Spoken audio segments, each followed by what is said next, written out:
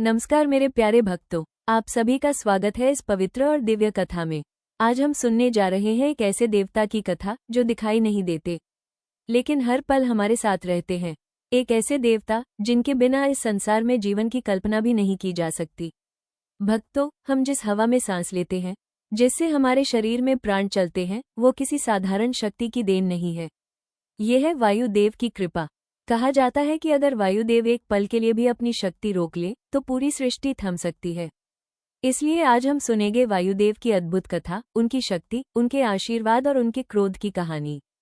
तो भक्तों, अगर आप सच्चे मन से देवताओं में विश्वास रखते हैं तो इस कथा को अंत तक जरूर सुनिए और श्रद्धा से बोलिए, वायुदेव की जय। प्राचीन समय में जब ब्रह्मांड की रचना हो रही थी, तब भगवान ब्रह्मा ने सृष्टि के संचालन के लिए कई देवताओं को उत्पन्न किया। इन देवताओं में अग्निदेव, वरुण देव, इंद्रदेव, सूर्यदेव और चंद्रदेव के साथ एक और महान देवता प्रकट हुए। ये थे वायुदेव। वायुदेव को हवा, गति और प्राण शक्ति का देवता माना जाता है।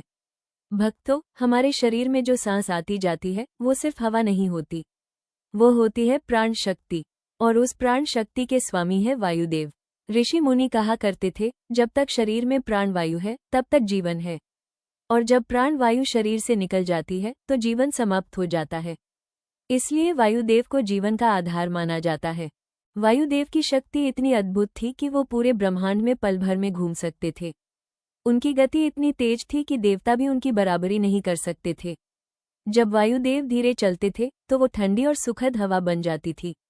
जब वो तेज चलते थे तो वो आंधी और तूफान बन जाते थे, और जब उनका क्रोध बढ़ जाता था तो पूरी पृथ्वी हिल सकती थी। इसी कारण सभी देवता वायुदेव का बहुत सम्मान करते थे। ऋषि और साधु भी जंगलों में तपस्या करते समय वायुदेव का ध्यान करते थे, क्योंकि उन्हें पता था कि प्राण की शक्ति वायुदेव से ही मिलती है। भक्तों, वायुदेव की सबसे प्रसिद्ध कथा जुड़ी हुई है पवनपुत्र हनुमान जी से। बहुत समय पहले एक पवित्र वन में माता अंजनी नाम की एक महान तपस्विनी रहती थी। उन्होंने भगवान शिव की कठोर तपस्या की। उनकी भक्ति से प्रसन्न होकर भगवान शिव ने उन्हें वरदान दिया कि उन्हें एक महान और शक्तिशाली पुत्र प्राप्त होगा। उसी समय भगवान शिव की दिव्य शक्ति को माता अंजनी तक पहुंचाने का कार्य वायुदेव ने किया। वायुदेव ने उस दिव्य ऊर्जा को माता अंजनी तक पहुंचाया, और कुछ समय बाद जन्म हुआ एक अद्भुत बालक का। ये बालक कोई साधारण बालक नहीं था, ये थे महाबली हनुमान। क्योंकि वायुदेव ने उन्हें जीवन शक्ति दी थी, इसलिए उन्हें कहा गया पवनपुत्र हनुमान। एक दिन बाल हनुमान आकाश में खेल रहे थे। उन्हें आसमान में एक चमकता हुआ लाल फल दिखाई दिया। वह फल था सूर्यदेव। लेकिन बाल हनुमान को लगा कि यह कोई स्वादिष्ट फल है, और वो उसे खाने के लिए सीधे आकाश में उड़ गए। जब उन्होंने सूर्य की ओर छलांग लगाई तो पूरी सृष्टि आश्चर्य में पड़ गई। देवताओं ने सोचा, ये छोटा सा बालक सूर्य को निगल लेगा। तब इंद्रदेव ने अपने वज्र से हनुमान जी पर प्रहार किया। वज्र लगने से बाल हनुमान गिर पड़े और बेहोश हो गए। ये देखकर वायुदेव क्रोधित हो गए। जब वायुदेव ने देखा कि उनके पुत्र हनुमान को चोट लगी है तो उनका क्रोध भड़क उठा। उन्होंने तुरंत पूरी पृथ्वी से हवा रोक ली। भक्तों, सोचिए, अगर हवा ही बंद हो जाए तो क्या होगा? मनुष्य सांस नहीं ले पाएंगे, पक्षी उड़ नहीं पाएंगे, पेड़ पौधे सूख जाएंगे, और पूरी पृथ्वी पर जीवन संकट में पड़ जाएगा। ठीक यही हुआ। पूरी सृष्टि में हाहाकार मच गया। देवता घबरा गए, मनुष्य परेशान हो गए। सभी को समझ आ गया कि अगर वायुदेव नाराज हो गए तो संसार में जीवन समाप्त हो सकता है। तब सभी देवता मिलकर वायुदेव के पास गए। इंद्रदेव भी उनके सामने झुक गए। उन्होंने कहा, हे वायुदेव, हमें क्षमा करें, हमसे भूल हो गई। तब ब्रह्मा जी ने बाल हनुमान को जीवन शक्ति दी और उन्हें आशीर्वाद दिया। सभी देवताओं ने हनुमान जी को अलग अलग वरदान दिए।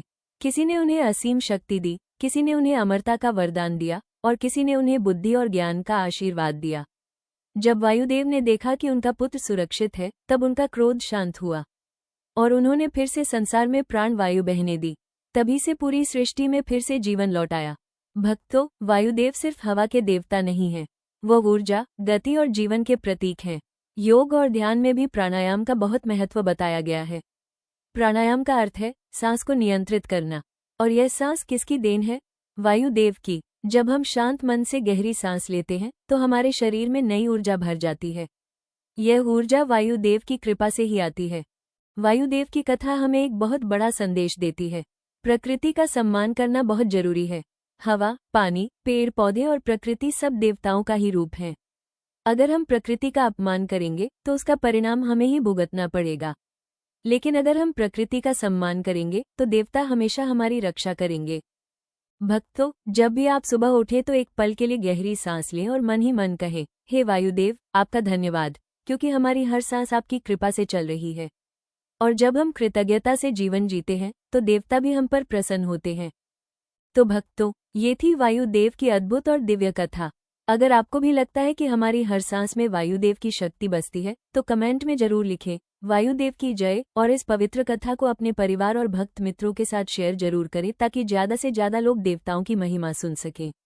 अगर आपको ऐसी ही दिव्य कथाएं, भक्ति कहानियां और आध्यात्मिक वीडियो पसंद हैं तो वीडियो को लाइक करें, चैनल को सब्सक्राइब करें और बेल आइकन जरूर दबाएं ताकि हमारी आने वाली हर दिव्य कथा आप तक सबसे पहले पहुंचे। फिर मिलेंगे एक और अद्भुत देव कथा के साथ। तब तक के लिए जय श्री राम। वायुदेव की जय।